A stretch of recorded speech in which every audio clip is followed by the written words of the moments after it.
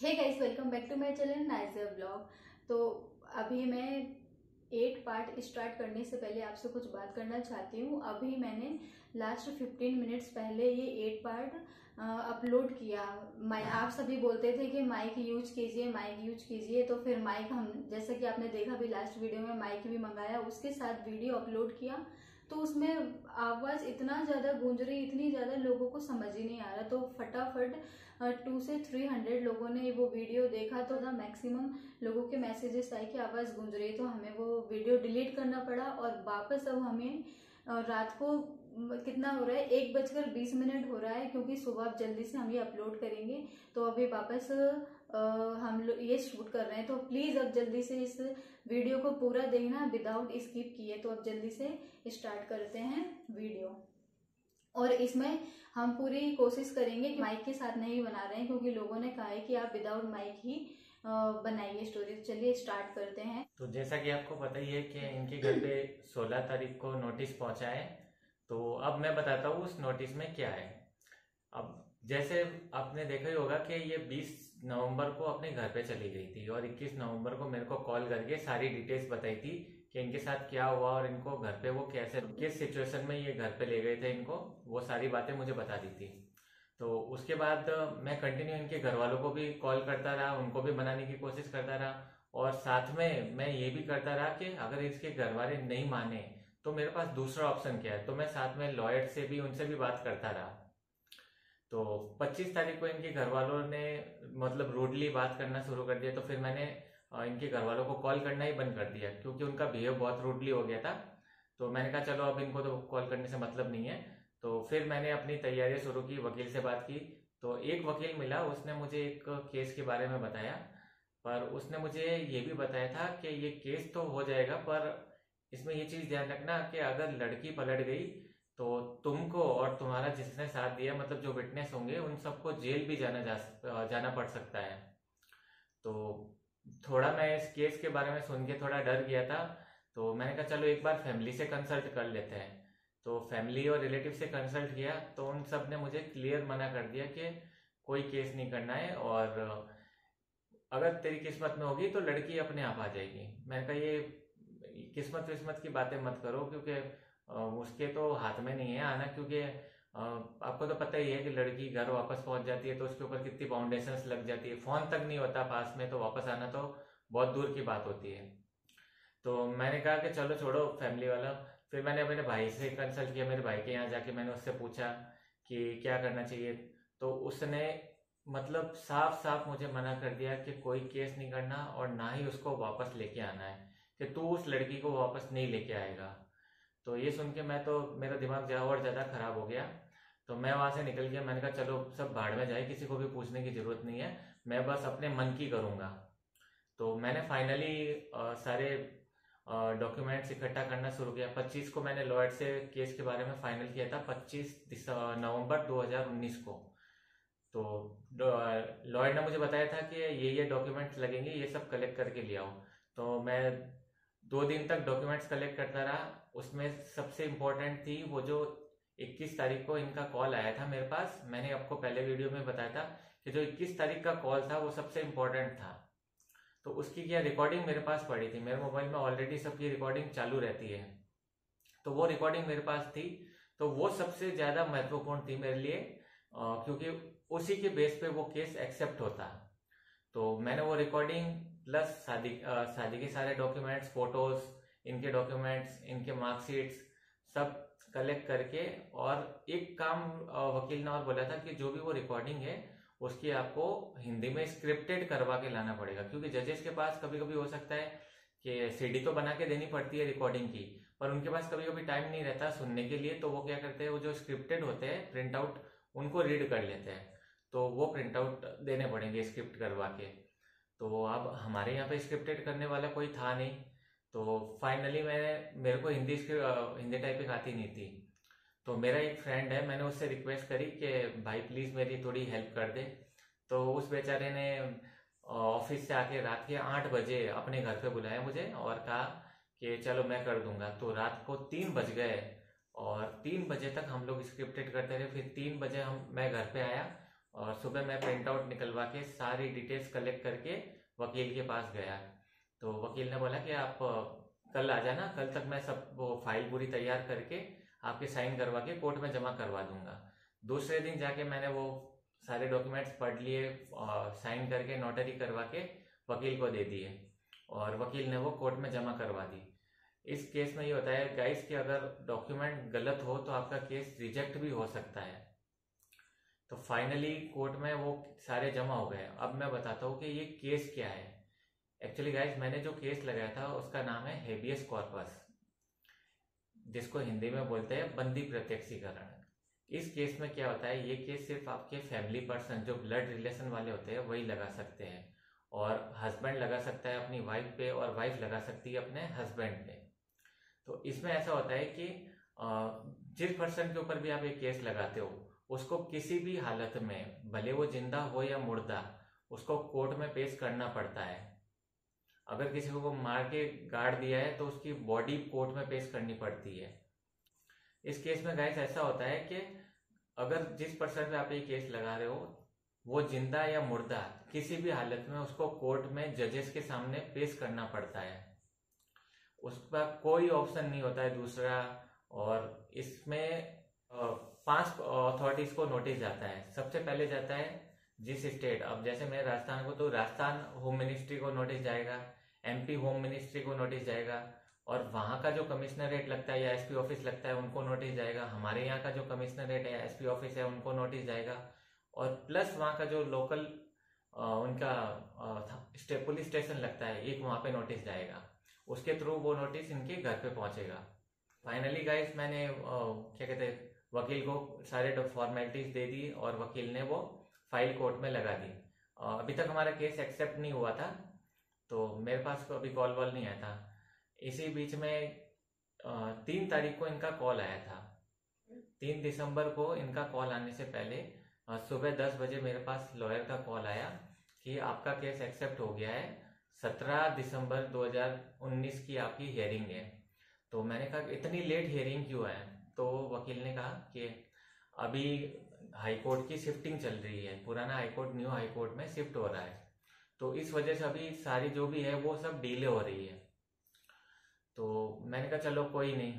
तो इसी बीच मैंने फिर मैं जॉब पे चला गया। फिर 2 बजे इनका कॉल आया था मेरे पास, और उस कॉल में पता है आपको क्या हुआ, इन्होंने मना कर दिया कि वापस आने से। तो अब मेरी टेंशन और ज़्यादा बढ़ गई क्योंकि गाइस केस एक्सेप्ट हो चुका था और इन्होंने भी आने से मना कर दिया। तो अब मैं तो चारों तरफ से गिर चुका था। फिर चलो मैंने कहा कि एक बार फैमिली और रिलेटिव्स को बता देते कि भाई मैंने केस कर दिया, ऐसा वैसा कर दिया है। तो मैं बता दिया, तो उन्होंने मतलब ऐसा बोला मेरे को कि क्यों किया तू, अब जो भी अंजाम होगा वो तू ही भुगतेगा। तो अब क्या था गाइस, केस तो हो चुका था, अंजाम मुझे ही भुगतना था। और इसमें गाइस ऐसा होता है अगर लड़की आपके फेवर में ना बोले और अगर आपके अगेंस्ट में बोल दे तो आपको जेल जाना पड़ेगा। 100% आप जेल जाओगे, उसका कोई नहीं तोड़ है कि आप बच जाओगे, आपको जेल जाना ही पड़ेगा। तो मैं यही टेंशन में बैठा रहा और मेरे दिमाग में हजारों सवाल चलते थे कि उसने मना कर दिया है, अब तो पता नहीं कोर्ट में क्या होगा, मेरी वजह से सब परेशानी में आ जाएंगे।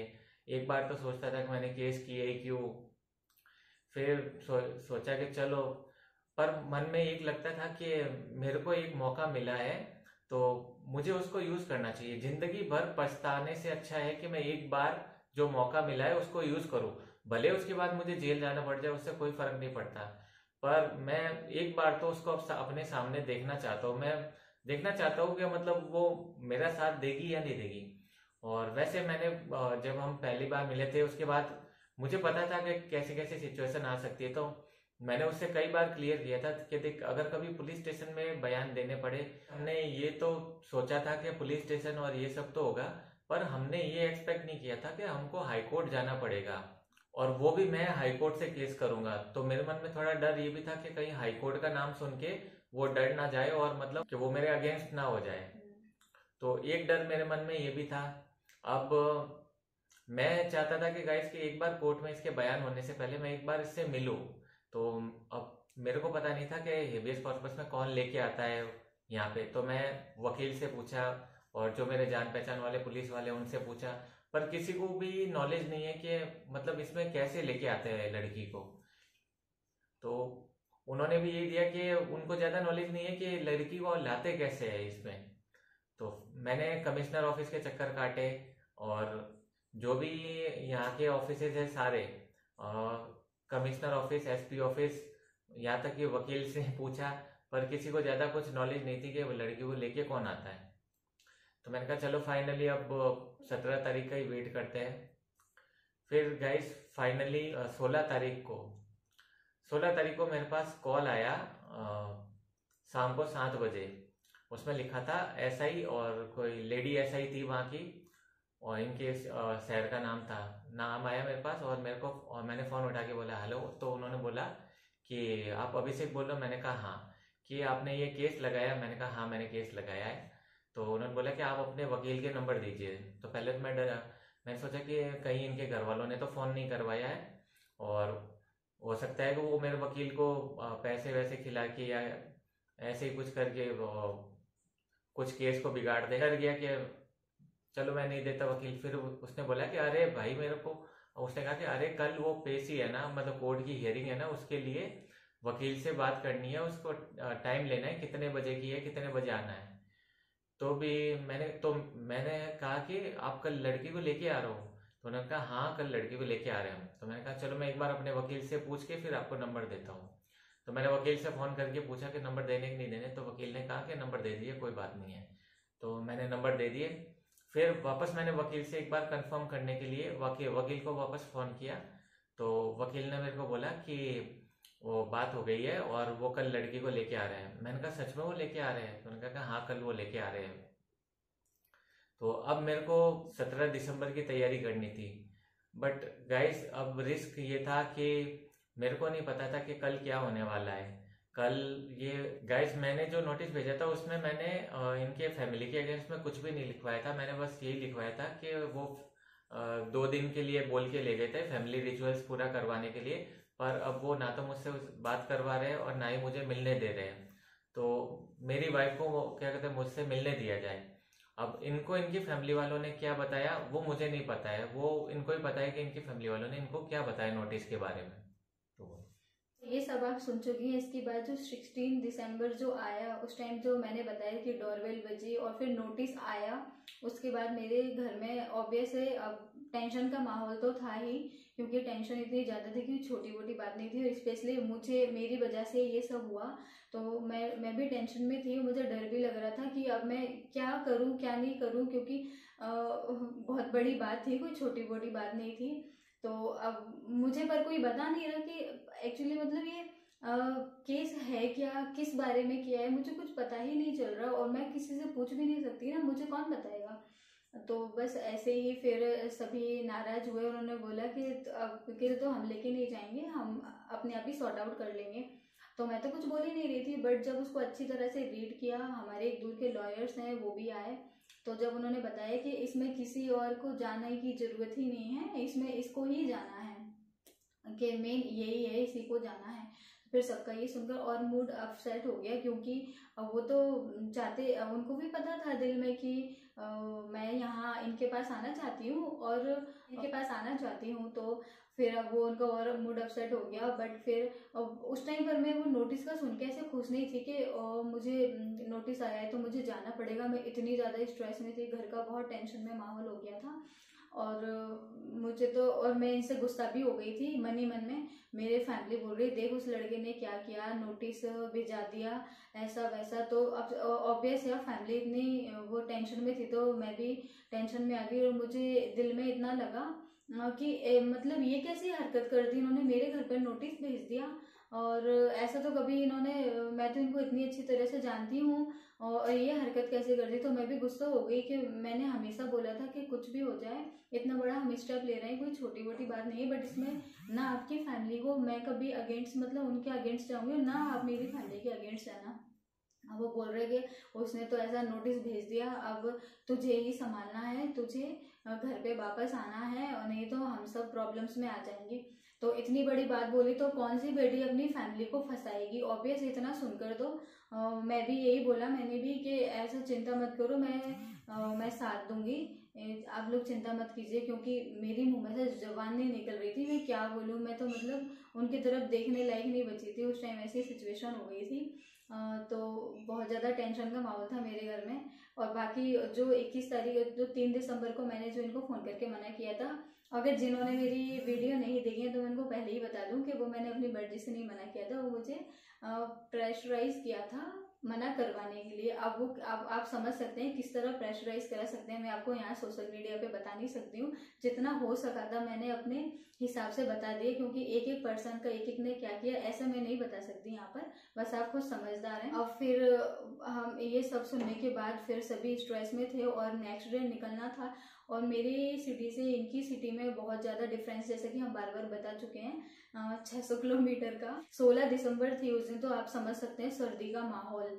तो फिर हम लोग जल्दी से गुस्से में थे सब लोग, मतलब जैसे बैठे हुए थे ना, जैसे मैं अभी इस वक्त बैठी हूँ नॉर्मल, तो घर के कपड़ों में हम लोग डेली कैसे बैठे हुए थे, कोई खुशी का तो माहौल था नहीं कि रेडी होने में टाइम लगेगा, ऐसा वैसा, फटाफट जैसे सब लोग बैठे हुए थे, एक दूसरे को कॉल्स हुए, और फिर है ना मुझसे तो सब लोग नाराज ही थे, और फिर बस कि चलो अब निकलना है, तो गाड़ी वाड़ी के अरेंजमेंट्स किए, और फिर हम वहाँ से 10 बजे के समथिंग निकले। हम मेरी फैमिली थी और मैं थी, फिर हम वहाँ से 10 बजे रवाना हुए। नोटिस भी मैंने गाइस, मतलब केस भी मैंने इसलिए किया गाइस क्योंकि मेरे को मैं एक एजुकेटेड पर्सन हूँ, मेरे को ये लड़ाई झगड़े मारपीट, मैं इन सब से बहुत दूर रहता हूँ, और जितना हो सके मैं कानून की मदद लेता हूँ, और लड़ाई झगड़ों से जितना, क्योंकि हिंदू मुस्लिम का मैटर है प्लस दूसरे स्टेट का मैटर है, अगर मैं ये चाहूँ ना तो भी नहीं कर सकता हूँ, तो मैंने सीधा कानून का सहारा लिया, मैं ये मारपीट इन सब से दूर रहा। ये अपनी जगह सही थे नहीं थे, उस टाइम मुझे कुछ नहीं पता था, ना मेरी फैमिली को पता था, क्योंकि सिचुएशन हर किसी के, इनके लिए अलग थी, मेरे लिए अलग थी, मेरी फैमिली के लिए अलग थी, इनकी फैमिली के लिए अलग थी, इनके रिलेटिव्स के लिए थी। ऑब्वियस है जिन्होंने हमारा साथ दिया यहाँ पर जो विटनेस थे उनकी भी पूरी लाइफ का सवाल था, सब प्रॉब्लम्स में आ गए थे एक साथ, क्योंकि बहुत बड़ा स्टेप था। और आप सबसे बड़ी बात सुनिए, आपको झटका लगेगा सुनकर कि जो केस ये जो आप इतनी डिटेल में बताया है, उस बारे में मुझे घर पे कुछ नहीं पता था, मुझे किसी ने कुछ ना ही पढ़ाया और ना ही कुछ बताया, बस इतना बताया कि तुझे बस वापस घर पे आना है, अगर तू नहीं आई तो हम सब फंस जाएंगे। अब आप सोच सकते हो, अब आप सोचो कि अगले दिन, अब जो 17 दिसंबर को कोर्ट में क्या, हाई कोर्ट, कोर्ट नॉर्मल नहीं हाई कोर्ट, उसमें क्या क्या हुआ होगा जिंदगी में कभी नाम नहीं सुना कोर्ट का। और इसका पहली बात तो इनका जो नोटिस आया मेरे घर पे, तो मेरा तो देखकर ही दिमाग खराब हो गया, मेरे घर पे नोटिस भिजा दिया, इतनी हिम्मत हो गई, ऐसा वैसा, मैं अपसेट हो गई बहुत ज्यादा। फिर अब घर के लोगों को इतना टेंशन में देखा, तो ऑब्वियस है मैं भी टेंशन में ही थी, तो मेरा उस टाइम दिमाग नहीं चल रहा था, एक टाइम के लिए मैं इनसे बहुत नाराज हो गई थी उस टाइम, तो मैं गुस्से में ही निकली थी घर से कि देखते हैं कल क्या होता है। तो अब कल क्या होने वाला था 17 दिसंबर को, क्योंकि वो दिन बहुत ज़्यादा टफ होने वाला था इनके लिए, मेरे लिए, और मैं हमारी फैमिली के लिए, सभी के लिए। तो अब क्या क्या हुआ उस दिन, सारा जो बवाल हुआ उसी दिन हुआ। तो अब हम गाइस, ये केस लगाने के लिए भी मेंटली और फाइनेंशियली बहुत स्ट्रांग होना पड़ता है, क्योंकि ये छोटा मोटा केस नहीं है, आप हाई कोर्ट में जा रहे हो, आप नॉर्मल कोर्ट में भी जाते हो तो इतना पैसा लगता है, और वहाँ हाई कोर्ट में, वहाँ तो मतलब बात करने के भी पैसे लगते हैं, तो फाइनेंशियली मैंने कहा पैसा तो चलो मैं फिर से कमा लूंगा, पैसे की टेंशन नहीं है, बट जो अभी मुझे मौका मिला है ना, ये शायद लाइफ में मुझे कभी ना मिले, तो मैंने अपने दिल की बात सुन के मैंने कहा अब जो होगा देखा जाएगा, तो मैंने फाइनली केस लगा ही दिया। बस अब ये जो आपने सुन ही लिया है, यही थी हमारी इसमें, अब बस लास्ट फाइनल पार्ट आने वाला है, उसमें सारे क्वेश्चंस, सारे आपके जो भी हैं, आप मुझसे जो इतने क्वेश्चंस पूछ रहे हैं, और जो हमारा लास्ट क्या हुआ अंजाम हम सभी का, वो हम लास्ट पार्ट में बताने वाले हैं, और उसको देखना मत भूलिएगा। बहुत बवाल हुआ था उसमें ही सबसे ज्यादा, उसी में ही सब कुछ हुआ है, आप सोच भी नहीं सकते उसमें क्या क्या हुआ है, मेरी तो सोच कर ही रूह कांप जाती है। बट आप सब हमारी फैमिली हैं, आप सब जानना चाहते हैं तो हम आपके लिए बताएंगे जल्दी से। और प्लीज अब इस वॉल्यूम के बारे में कुछ मत बोलना, क्योंकि हम इतना परेशान हुए, इतनी अर्जेंट में माइक मंगाया, आप सभी के कहने पर माइक के साथ वीडियो बनाया, पर उसमें भी लोगों को पसंद नहीं आया। तो अब ये विदाउट माइक ही हम बनाने वाले हैं। प्लीज आप लोग एडजस्ट कर लेना, क्योंकि हम रात को वापस 1:30 बजे ये शूट कर रहे हैं। तो बस अब मिलते हैं नेक्स्ट वीडियो में, और स्किप करके नहीं देखना, पूरा वीडियो देखोगे तभी आगे का समझ आएगा, और आगे का पार्ट देखना नहीं भूलिएगा। मिलते हैं नेक्स्ट ब्लॉग में जल्द। Thank you, bye guys.